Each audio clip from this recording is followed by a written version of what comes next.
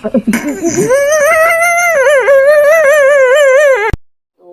आज हम welcome to home का सीजन 2 और पार्ट 4 देखने वाले हैं।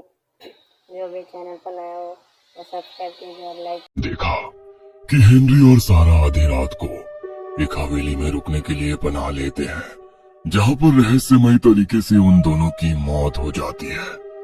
मोबाइल में नेटवर्क ना होने के कारण हेनरी और सारा अपनी बेटी नताशा से कनेक्ट नहीं कर पाते, लेकिन सारा की मौत के एक हफ्ते बाद उनका मैसेज डिलीवर हो जाता है और उनकी बेटी नताशा अपने माता पिता को ढूंढते हुए फिर से इस बंगले में पहुंच जाती है। अब आगे कुछ तो है इस हवेली में। मुझे इस बुढ़िया से भी थोड़ा अलर्ट ही रहना होगा। मुझे ये कुछ ठीक नहीं लग रही। पता नहीं क्यों जब भी आसपास होती है इतनी नेगेटिविटी से क्यों फील होती है। आखिर मॉम डैड इस हवेली में आए क्यों होंगे? और सबसे इम्पोर्टेंट बात यह है कि घने जंगल के बीचों बीच ये हवेली किसने और क्यों बनवाई होगी? मैं जितना भी अपने दिमाग पर जोर डालती हूँ उतना ही उलझती जाती हूँ। मॉम डैड, आप लोग कहाँ हो? I miss you mom. Mom देखो मैं आ गई, आपकी बेटी आ गई। मॉम कहाँ हो आप लोग? नताशा अपने बिस्तर पर लेटकर अपनी मॉम डैड को याद करते हुए आंसू बहा रही थी कि तभी एक बार फिर उसके कानों के आसपास उड़ती हुई एक मधुमक्खी उसे नजर आती है, जिसे नताशा अपने हाथ से झटक देती है। लेकिन नताशा के बार बार उस मधुमक्खी को हटाने के बाद भी वो मधुमक्खी जो आवाज करके उसके चेहरे के आसपास ही मंडरा रही थी। टेबल पर रखी हुई बुक से नताशा उस मधुमक्खी को मारने की कोशिश करती है और उसके बाद वो मधुमक्खी नताशा को दिखाई देनी बंद हो जाती है। कैसी जगह है ये? और ये मधुमक्खी तो ऐसा लग रहा है जैसे हाथ धोकर मेरे पीछे पड़ गई है। एक तो वैसे ही इस भूत बंगले में मुझे नींद नहीं आ रही, ऊपर से इस मधुमक्खी ने जीना मुश्किल कर रखा है। मधुमक्खी के वहां से जाते ही नताशा आंख बंद करके बिस्तर पर लेट जाती है। अभी कुछ मिनट बीते होंगे कि एक बार फिर नताशा के कानों में उस मधुमक्खी की जूं सुनाई देने लगती है। अचानक ही नताशा को मधुमक्खी की आवाज के बीच में एक बार फिर से फुसफुसाते हुए अपना नाम सुनाई देता है। नताशा, तुम जानना चाहती हो ना कि तुम्हारे मॉम डैड के साथ क्या हुआ? ये सब मेरे मन का वहम है या मैंने सचमुच अभी अभी वो सब सुना? कमरे में तो कोई भी नहीं है। ये आवाज आखिर कहाँ से आ रही है? नताशा समझ ही नहीं पा रही थी कि आखिर ये कैसे संभव है कि एक मधुमक्खी उसके कान में आकर उससे इंसानों की तरह बात कर रही है। नताशा का चेहरा घबराहट और डर से पीला पड़ने लगा था। अचानक ही नताशा के कमरे में लगी हुई एक बड़ी सी पेंटिंग नीचे गिरकर टूट जाती है। पेंटिंग के नीचे गिरने की आवाज सुनकर नताशा बिल्कुल चौंक कर पेंटिंग की ओर देखती है। उसके चेहरे के आसपास 2-3 चक्कर लगाने के बाद वो मधुमक्खी उस पेंटिंग की तरफ बढ़ने लगती है। नताशा के पांव अपने आप मधुमक्खी के पीछे पीछे बढ़ गए थे। पेंटिंग के नजदीक जाकर उसने देखा कि उस टूटी हुई पेंटिंग के बैक साइड में से एक चाबी का गुच्छा लटका हुआ दिखाई दे रहा है। मधुमक्खी उस चाबी के आसपास जाकर मंडराने लगती है। ये चाबी, ये कहाँ की चाबी है और इस पेंटिंग के अंदर छुपाकर क्यों रखी गई होगी? क्या ये कोई इशारा है या फिर मैं इस पहेली के चक्रव्यूह में धंसती जा रही हूँ? इससे पहले कि नताशा कुछ भी समझ पाती, वो मधुमक्खी कमरे से बाहर निकल जाती है। नताशा भी दबे पांव मधुमक्खी के पीछे पीछे चल रही थी। मधुमक्खी का पीछा करते करते नताशा एक दरवाजे तक पहुंचती है, जहां ताला लटका हुआ था। अपने हाथ में उठाए हुए उस चाबी के गुच्छे में से एक चाबी उस ताले में लगाती है और उसी के साथ वो ताला खुल जाता है। घबराते हुए नताशा सीढ़ियों से नीचे की ओर जाती है। ये सीढ़ियां शायद नीचे बेसमेंट की तरफ जा रही थी। सीढ़ियों पर गहरा अंधेरा छाया हुआ था। नताशा ने अपने मोबाइल की फ्लैशलाइट ऑन की और वो सीढ़ियों से नीचे उतरने लगी। अचानक ही एक छोटी सी बच्ची के डांस गाने की आवाज उसके कानों में पड़ी। Linger, linger, roses, pocket full of roses. Tissue, we all fall down. किसी बच्चे की आवाज आ रही है, मतलब नीचे कोई बच्चे भी हैं। सवेली में आखिर चल क्या रहा है? बेसमेंट की लॉबी से गुजरते हुए नताशा को काले कपड़े से बनी ढेरों डरावनी गुड़िया लटकती नजर आती है, जिन्हें देखकर नताशा का दिल धक से रह जाता है। जितना मैंने सोचा था, ये हवेली उससे कई गुना ज्यादा मिस्टीरियस है। लेकिन क्या राज है इन सब चीजों का? चारों तरफ लटकी हुई उन काले कपड़ों की डरावनी डॉल्स को देखकर एक पल के लिए नताशा की पांव वहीं थम गए थे। अचानक ही वो मधुमक्खी एक बार फिर नताशा के कान के पास आकर आवाज करने लगती है।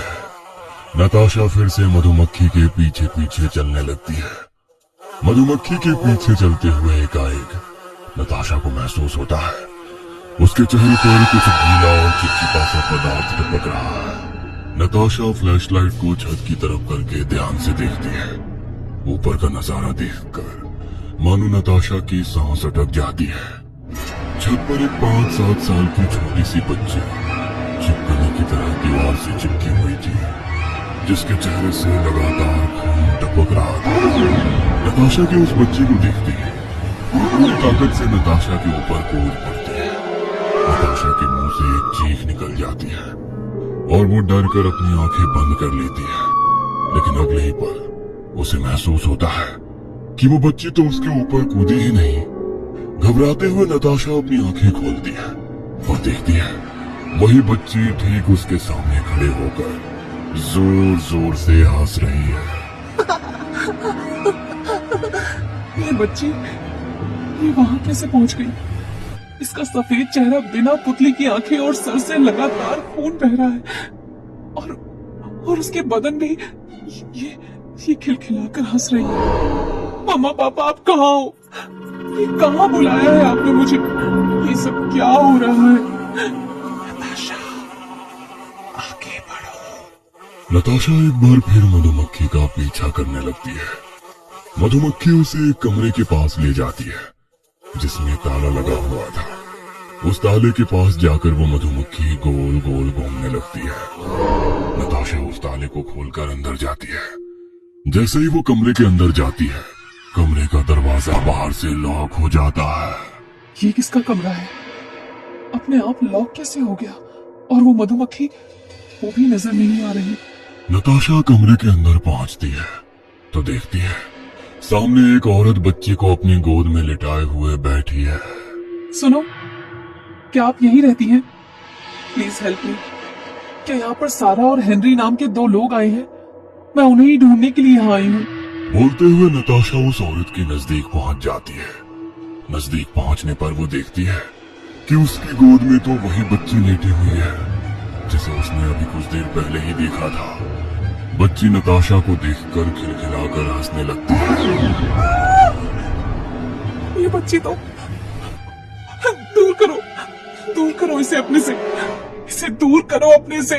नताशा के इतना कहते ही वो औरत अपना चेहरा ऊपर करती है। उस औरत का चेहरा बिल्कुल सफेद था और होठों के पास से मानो चेहरा कुछ टेढ़ा सा हो गया था।